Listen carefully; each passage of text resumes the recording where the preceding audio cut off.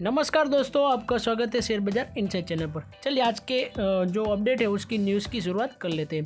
आज के दिन बात करूँ तो निफ्टी विफ्टी में काफ़ी अच्छी तेज़ी रही, आधे % के राउंड की, और बैंक निफ्टी में भी आधे % की तेज़ी रही है। कंपनी की आज देखे ग्रीन निशान में ही क्लोज हुआ है। आज के दिन कुछ और इंडेक्स की बात करूँ तो सेंसेक्स में भी काफ़ी अच्छी तेज़ी रही है, आधे %। फिर निफ्टी में भी अच्छी तेज़ी रही है। एंड बैंक की बात करें तो उसमें भी आधे % के राउंड की तेज़ी रही है। और कुछ अपडेट की बात करें आज के दिन तो टॉप गेनर एंड लूजर की बात करूँ तो अवंती फीड उसमें अच्छी तेज़ी रही थी। L&T टेक्नोलॉजी सर्विस लिमिटेड इसमें भी अच्छी तेज़ी रही थी।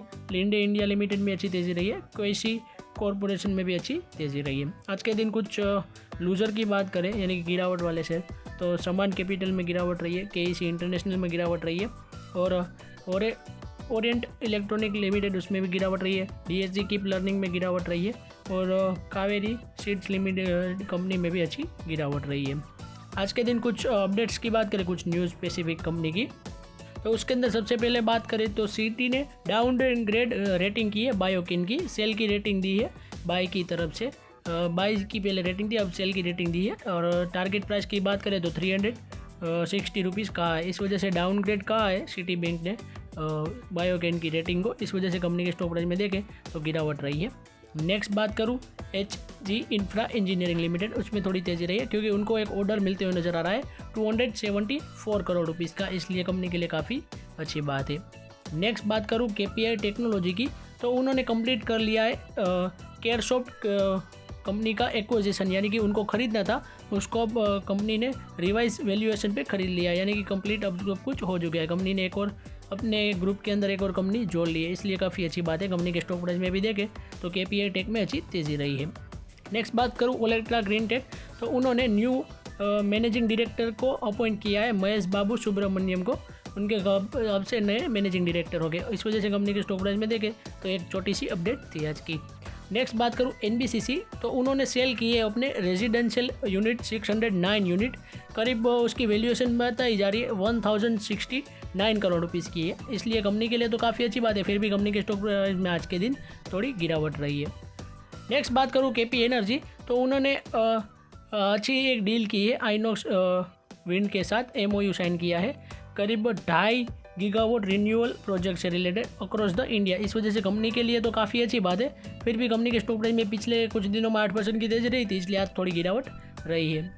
नेक्स्ट बात करूँ बजाज ऑटो की तो उन्होंने भी acquisition stake controlling stake buy किया है PRR बजाज AG के अंदर, इस वजह से कंपनी के लिए तो काफ़ी अच्छी बात है। इस वजह से थोड़ी तेज़ी भी रही है कंपनी के स्टॉक प्राइस में।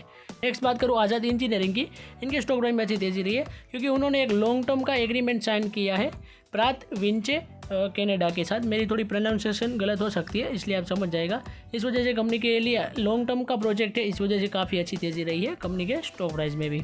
नेक्स्ट बात करूँ HUL की तो वह अपना आइसक्रीम वाला जो बिज़नेस है उसको डीमर्जर करने वाले हैं, और उनकी रिकॉर्ड डेट भी अब सामने आ चुकी है। 5 दिसंबर को कंपनी अपना डीमर्जर करने वाली है, यानी कि FMCG कंपनी आप सबको पता होगा कि हिंदुस्तान यूनिलीवर, वह अपना जो आइसक्रीम वाला बिज़नेस है उसको हिंदुस्तान यूनिलीवर से अलग कर रहे हैं December 5 को। इस वजह से कंपनी के लिए एक अपडेट की बात थी जो आपको मैं को बता दी।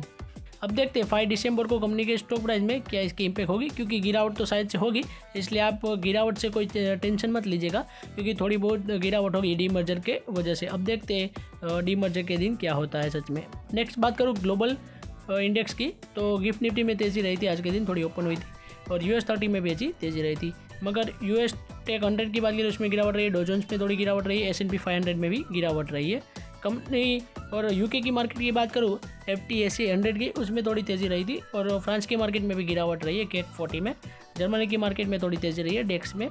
और आज के दिन निक्की की बात करें, चाइना की मार्केट की बात करें तो थोड़े दिनों से दोनों ही मार्केट क्रैश हो रही है, और दोनों के बीच में जो युद्ध वाला टेंशन है वो बढ़ता जा रहा है, इस वजह से दोनों ही मार्केट में गिरावट रही है। अब देखते हैं आने वाले फ्यूचर में क्या होता है। अगर सच में कोई वॉर लाइक सिचुएशन बड़ी हो चुकी तो सारी मार्केट को इसका इम्पैक्ट ज़रूर से होगा, और हमारे इंडियन मार्केट में भी इसका इम्पैक्ट ज़रूर होगा। INR की बात करें अगेंस्ट द $1 तो 88.60 चल रहा है। ब्रेंट क्रूड ऑयल की बात करूँ, WTI की बात करूँ तो उसके अंदर 64.36 एंड $60 के अराउंड चल रहा है कंपनी कच्चे तेल के प्राइजेस अभी के लिए तो। और आज की अपडेट की बात करूँ तो हमारी यहीं तक थी। ऐसे ही वीडियोस देखने के लिए हमारे चैनल को सब्सक्राइब कीजिए और बेल आइकन को ऑन करना मत भूलिएगा। Thanks for watching.